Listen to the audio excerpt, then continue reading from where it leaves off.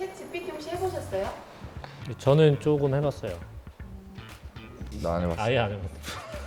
뭔지는 아시고 계세요? 네네네. 뭐라고 알고 계시죠? AI.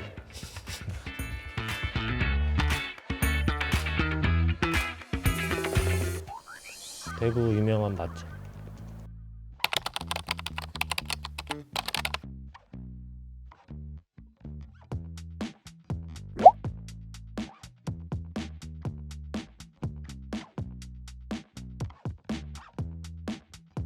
가본 데가 한 군데도 없는데.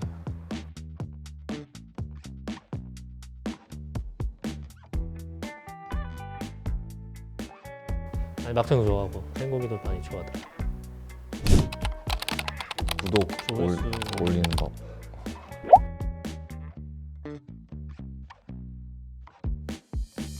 고품질 비디오 제작, SEO 최적화, 시청자 참여 유도, 정기적 업로드, 소셜 미디어 활용, 협력과 광고, 분석 도구 활용.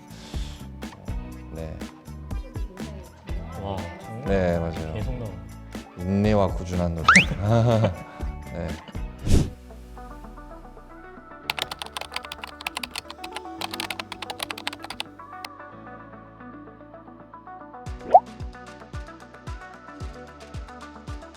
(1번) 이 호흡 개선. 기능적 코 성형은 코의 기능을 향상시킵니다. 코막힘, 코골이, 수면 무호흡 증후군은 호흡 문제를 해결할 수 있습니다. (2번) 이 코 외관의 개선. 호흡 개선을 위해 수행되는 경우도 있지만 외모적인 이유로 코를 개선하고자 하는 환자도 있습니다. 이 경우 외관적으로 아름다운 코를 만들기 위해서 수행합니다. 네, 기능적 코 성형 수술은 주로 비수술적 또는 수술적 방법으로 수행됩니다. 비수술적 방법으로는 코 주변의 기능을 개선하는 데 도움이 되는 특수한 기능적 로즈 테이프나 이거는 수술이 아니니까. 말하는 기능코 성형 대합이 아니고 그냥 평상시 코 수술에 대한 건 나열해놓는 그냥 수준입니다. 비밸브 교정술 아니냐고 하면 뭐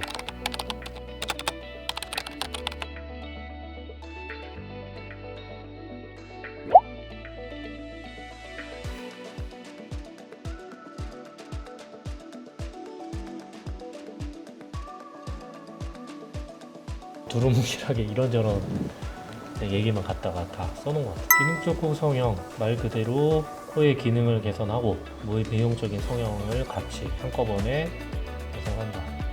이렇게 생각하면 되죠, 말 그대로. 기능코 성형한 거는 그냥 전체적인 정의만 이렇게 해놓은 것들이고, 자세한 뭐 수술법이나 수술의 뭐 여러 가지 방법들이 여러 가지가 있을 수 있는데 거기에 대해서는 자세하게 지금 표현해 놓지는 않고 있는 것 같아요.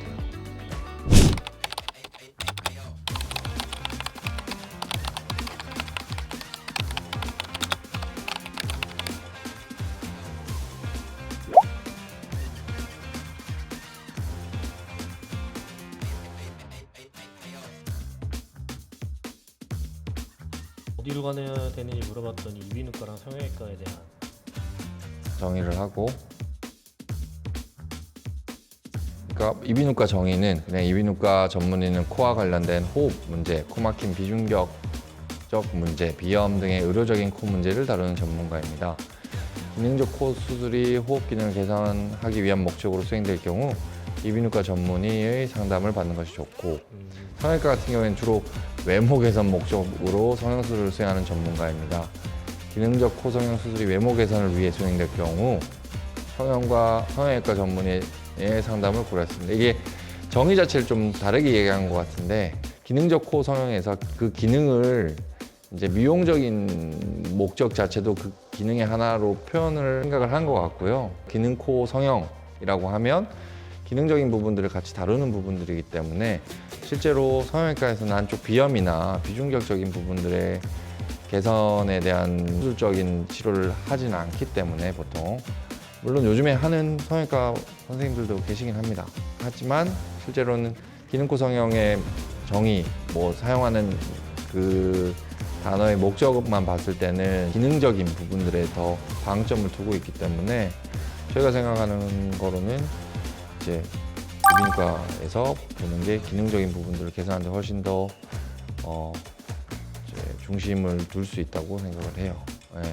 호흡 기능 개선은 이비인후과 하라고 일단 말은 해줍니다. 네. 네. 미용적인 거는 뭐 아무래도 선택적인 겁니다. 그러니까 추가적인 옵션이라고 생각하면 될 것 같고요.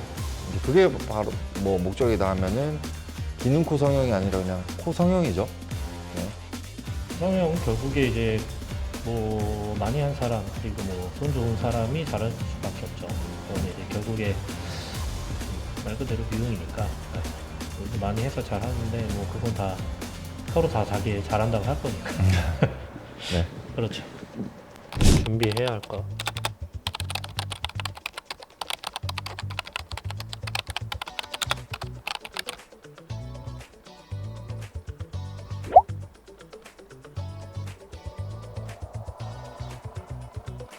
기능코 수술을 위한 준비는 중요한데 의료 상담 평가, 의료 기록, 현재 약물 상태, 음주, 금연 중단, 금연 음주 중단, 뭐 안전한 수술 시설 선택. 저희 병원이 안전한 수술 시설이고요. 그다음에 수술 후 회복 계획 등을 제대로 세우고 수술 때 동반자 뭐 이런 내용 나오네요. 그냥 수술에 대한 일반적인 전 준비 사항이랑 다를 게 없이 나오는 것 같아요. 우리도 기본적인 수술 준비 사항은 똑같이 당연히 해야 되는 거고요. 기능코 수술은 당연히 이제 코 안에 수술이기 때문에 코 안에 이제 축농증이라든지 다른 동반 질환이 있는지 확인하는 게 일단 제일 중요하다고 할 수 있죠. 그래서 우리가 흔하게 말하는 기능코 수술은 비염이랑 비중력이 더 흔한데 간혹가다 축농증이 심하신 분들도 계세요. 그러니까 그런 분들은 일단 약물로 축농증을 해결하고 수술을 하는 경우들도 있고, 이게 무록이 엄청 크다든지 축농증이 만성인 분들은 권유하진 않지만 그래도 기능코 수술할 때 같이 그것까지 할 수 있는 방법들도 있죠. 근데 어쨌든 수술 전 준비 사항으로 생각했을 때는 감염이 현재 코 쪽에 있는지 제일 중요하게 보고 그거를 해결하고 수술을 들어가야 수술 후에 이제 염증에 대한 부작용을 예방하는 게 가장 중요할 것 같아요.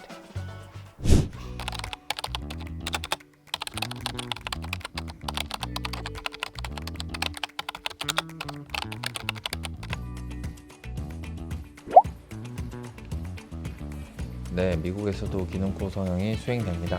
피부 성형은 코의 외모 개선 동시에 호흡 기능을 개선하기 위한 수술로 똑같은 내용인 것 같은데, 미국에서는 이비인후과와 성형외과 서로 다른 의료 전문 분야로 존재하며 기능적 코 성형 수술은 주로 이 두 분야의 의사들이 협력하여 수행됩니다. 개원한 경우에는 협력하진 않죠. 네, 각자 알아서 하는 것들이고, 코의 기능적인 문제를 개선하려면 이비인후과 전문의가 중요한 역할을 하며 외모적인 개선을 원하는 경우 성형외과 전문의가 수술을 수행하는 경우가 있습니다. 우리나라랑 좀 시스템이 다른 걸 수도 있지만 우리나라 같은 경우는 그 대형 병원이라도 이비인후과는 이비인후과 내에서 성형이랑 기능적인 거 다 하고, 성형외과는 주로 미용적인 것만 하고, 미국은 그래도 협진을 좀 우리나라보다는 세분화하게 하는 것 같긴 한데 믿을 수가 없어. 워낙 챗GPT 그냥 거짓말을 많이 해요. 저희가 알기로는 그래도 뭐 이비인후과 안면 쪽에 안면 성형외과 자체가 미국에서 보통 시작된 것들인데, 안면 성형외과 학회는 대부분 다 이비인후과 전문의들이 하고 있고, 그 외적으로 미국에서는 성형외과적인 건 재건이나 얼굴 외적인 미용적인 부분에 훨씬 더 많이 치중을 하고 있는 걸로 알고 있어요. 얼굴 쪽 미용이나 아니면 기능적인 수술은 주로 이비인후과에서 담당을 하고, 그 얼굴 쪽이라도 재건 수술이나 뭐 아니면 화상이나 이런 것들, 재건 수술이나 이런 흉터 뭐 이런 것들에 있어서는 성형외과가 하되, 네, 그렇게 알고 있거든요. 근데 지금은 우리나라에서 좀 중복되어 있는 부분들이 많이 있죠. 코 같은 경우는 특히나. 양처럼 알아?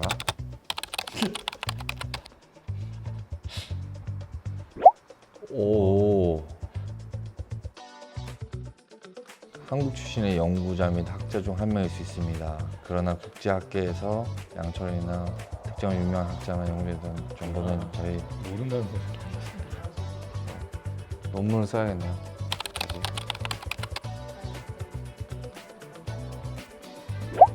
이게 일반적이라고 이름이? 일반적이며 많은 사람들이 가지고 있는 이름도 아닙니다. 아, 나 2021년 전에 쓴 논문 많은데. 네, 둘 다 모르네요.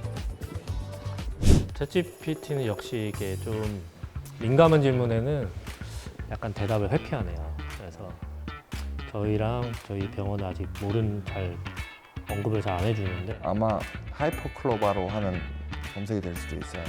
네이버에서 한국에 최적화된 AI로 세계적으로 유명해질 수 있도록 노력하면 최고로 들어가지 않을까 생각이 듭니다. 파이팅!